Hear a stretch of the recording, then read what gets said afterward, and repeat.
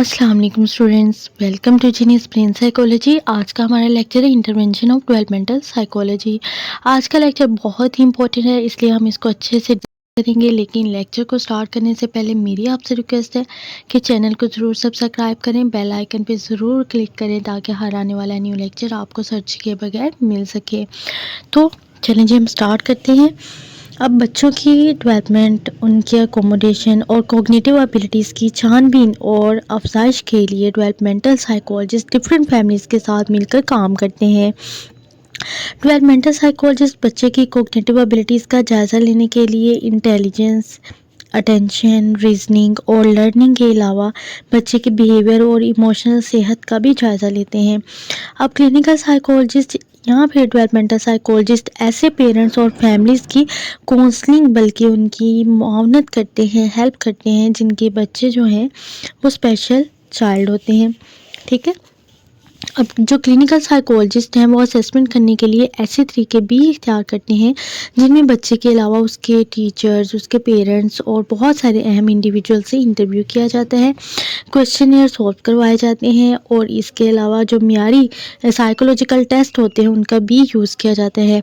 ये जो साइकोलॉजिस्ट होते हैं बच्चे की एक स्पेसिफ़िक नीड्स की तस्कीन के हवाले से जो पेरेंट्स हैं उनको मशवरा देते हैं और बच्चे की ग्रोथ में इजाफे के लिए भी डिफरेंट टाइप्स की जो तजवीज़ हैं वो पेश करते हैं।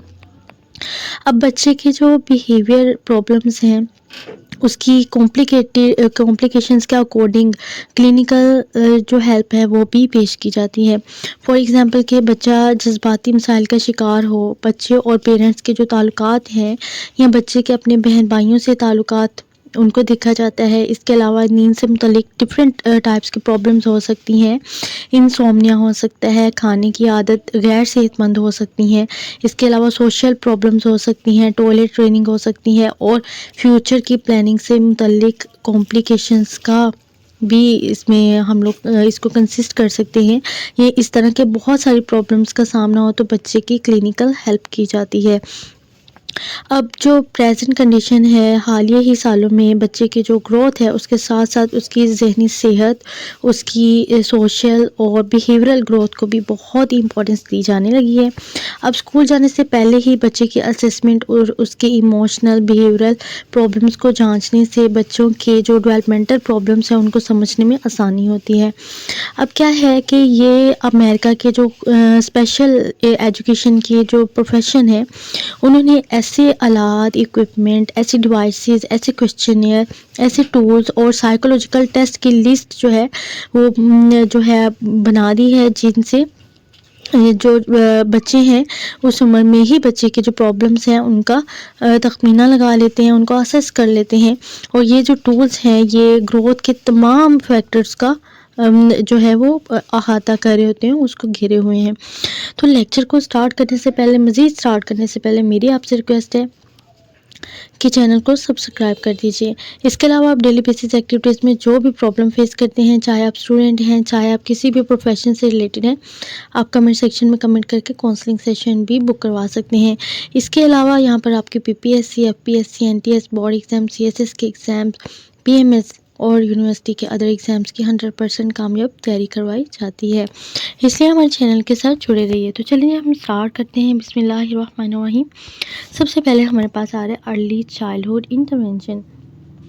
Sportive interventions enables parents to be able to choose the best way of training for your children. Improve child development, enable disabled children to become independent and active. अब यहाँ पर क्या बात की गई है कि ये जो एक स्पेसिफिक फैक्टर है, इंतहाई कम उम्र बच्चों की मदद और तलीमी निज़ाम को बेहतर बनाने के लिए जो है वो अप्लाई किया गया है। तकरीबन वो बच्चे जो कि आप कह सकते हैं कि किसी न किसी तरह किसी भी प्रॉब्लम के शिकार होते हैं, जो किसी किस्म की डिसेबिलिटी में मुब्तला होते हैं, जो डेवलपमेंटल प्रॉब्लम्स हैं उनमें घिरे हुए हों या जिनके इस किस्म की प्रॉब्लम्स में मुब्तला होने के जो अमकानात हैं वो ज़्यादा हों, ऐसे बच्चों के फैमिलीज़ को बच्चे की फ़िज़िकल, कोग्निटिव, सोशल और इमोशनल डेवलपमेंट को پیش آنے والے جو خطرات ہیں وہ ان کو ان سے اویئرنیس دی جاتی ہے. اس کے علاوہ ان کو پھر باقاعدہ جو گائیڈنس ہے وہ پرووائڈ کی جاتی ہے. اب امریکہ میں ڈسیبلڈ بچوں کی تعلیم کا ایک قانون IDEA ہے.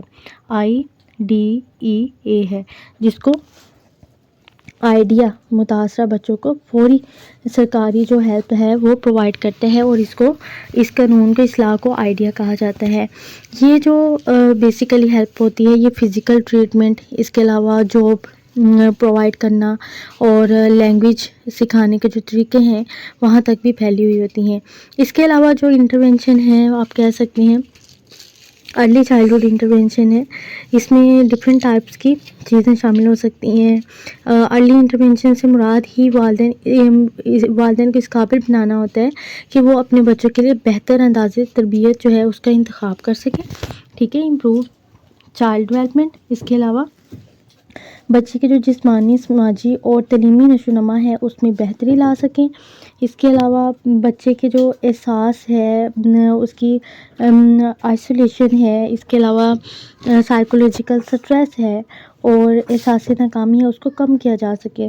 اس کے علاوہ کیا ہے، enable disabled children to become independent and active, یعنی کہ جو معذور بچے ہیں، ڈسیبلڈ بچے ہیں، اس کو اس قابل بنایا جا سکے کہ وہ ایک انڈیپینڈنٹ زندگی گزار سکیں اور باعمل ہو جائیں اور خود مختار ہو جائیں.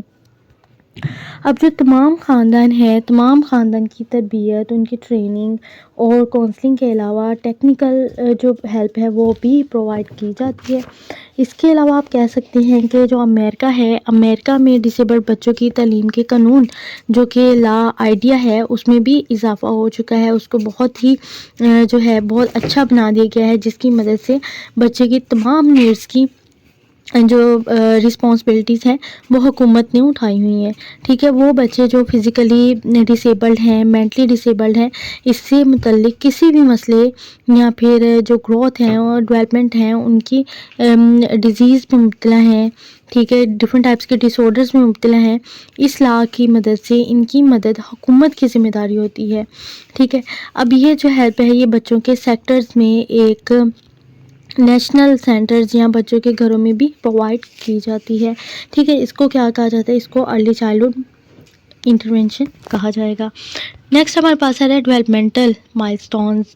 اب اس میں کیا ہوگا، during the period from birth to 3 years the following facilities are provided to the child: early intervention support, medical facilities, care facility, educating parents, and last one is psychological support.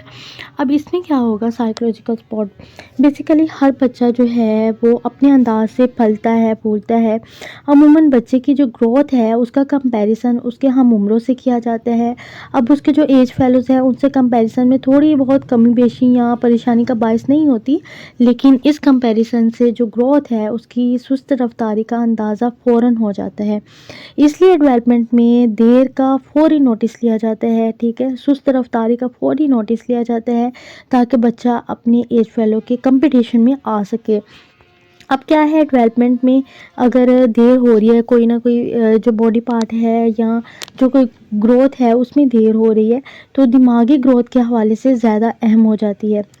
Basically جو development ہے، development میں جو brain نشو نما ہے وہ زیادہ important ہوتی ہے، کیونکہ برین کے جو نیورونز ہوتے ہیں اگر وہ ایکٹیو نہیں ہوں گے اور دیر تک ایکٹیویٹیز سر انجام نہیں دیں گے تو ان کے جو سیلز ہیں وہ پرماننٹلی طور پر ضائع ہو جائیں گے. ٹھیک ہے، اب کیا ہوتا ہے کہ پیدائش سے لے کر تقریباً 3 سال تک کے بچے میں ہی عرصے میں ہی بچے کو بہت ساری فیسلٹیز جو ہیں وہ پرووائڈ کی جاتی ہیں، جس میں آپ کہہ سکتے ہیں کہ ارلی انٹرونشن سپورٹ ہو سکتی ہے. ٹھیک ہے، اس کے علاوہ میڈیکل فیسلٹیز پرووائڈ کی جاتی ہیں، کیئر فیسلٹیز ہیں، ایجوکیٹنگ پیرنٹس ہیں، ان کے جو والدین ہیں ان کو جو ہے ایجوکیشن پرووائڈ کی جاتی ہے، تربیت پرووائڈ کی جاتی ہے. اس کے علاوہ آپ کہہ سکتے ہیں فزیکل ایکسرسائز کروائی جاتی ہے اور سائیکولوجیکل سپورٹ دی جاتی ہے. ٹھیک ہے، ان کے سائیکولوجیکل طور پر ان کو ہیلپ کیا جاتا ہے. اب جو ذہنی صحت ہے، ذہنی صحت کے لیے بچے اور والدین اور خاندان ہیں ان کی بھی کونسلنگ کی جاتی ہے۔ اب سائیکولوجیکل جو انٹرونشن ہے اس میں نفسیاتی ٹیسٹ جو ہوتے ہیں، سائیکولوجیکل ٹیسٹ ہوتے ہیں، ان کو بھی اپلائی کیا جاتا ہے، جس سے مینٹل ہیلتھ، گروتھ اور لرننگ سے ریلیٹڈ پلاننگ جو ہے وہ کی جاتی ہے۔